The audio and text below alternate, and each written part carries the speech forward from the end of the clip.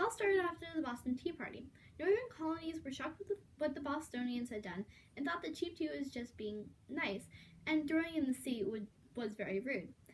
And King George thought the issue was in controlling the colonies. He even said, "We must master them totally or leave them themselves." In 1774, a series of laws were passed called the Intolerable Acts, because many of the colonists found them to be intolerable and unbearable. One of the first laws was meant to punish Massachusetts for everything they had done, taxing goods, so they could pay for the tea. But that's not what Boston wanted. They threw it in the harbor so they wouldn't have to buy it, and they wouldn't have to pay for the taxes. So they were furious, and they couldn't even hold a town meeting without the Britain's permission.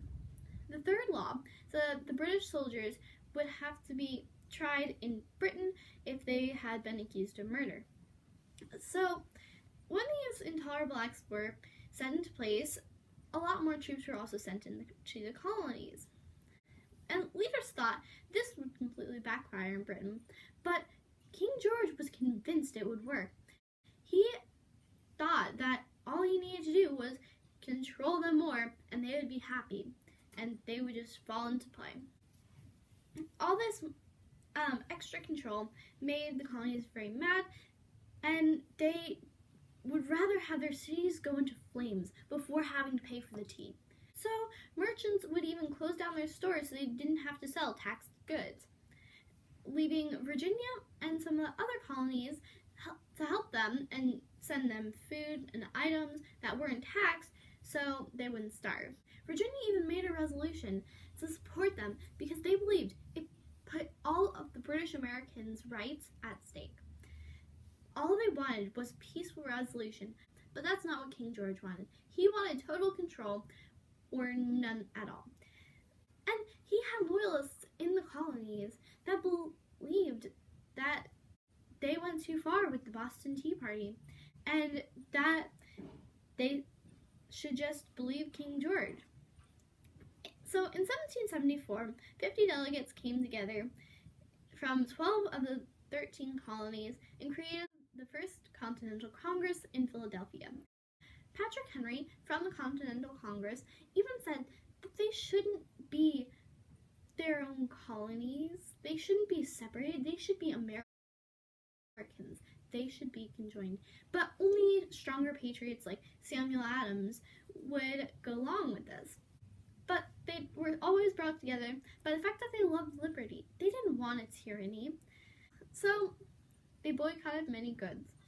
And they even organized local militias, ready to fight in 60 seconds, calling themselves militiamen.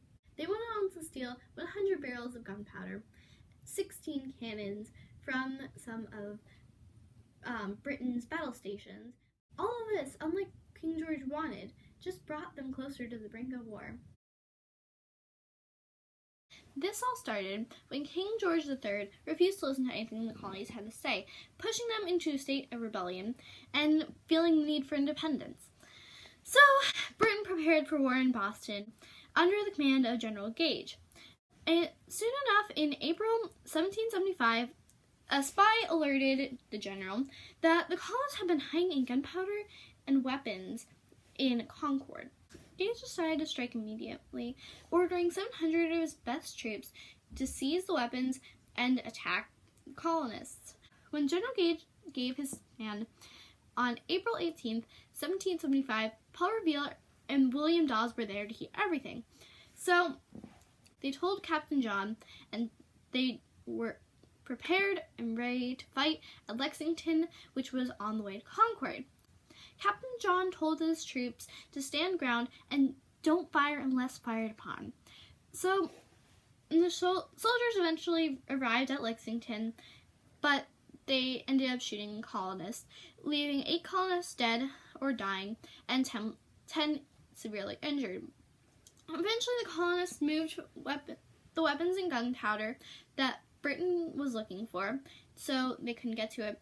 But in return, Britain started burning tools, tents, and even gun carriages. So Captain Davy sent his men from atop the hill and on their way down to Concord to fight. The British opened fire and killed the captain, shooting him in the heart under the North Bridge. So the colonists decided to fire back at Britain, and soon enough, Britain ran away. So once they got on the way to Concord, they came across 4,000 armed colonists all there waiting for their arrival, eventually killing 74 of the redcoats and leaving 200 missing or injured. But with only a death toll of 24 colonists and only 41 colonists injured. The biggest mistake Britain had made was doubting that these farmers, merchants, workers, housewives would fight, because they were. Because death is a price anyone's willing to pay for freedom.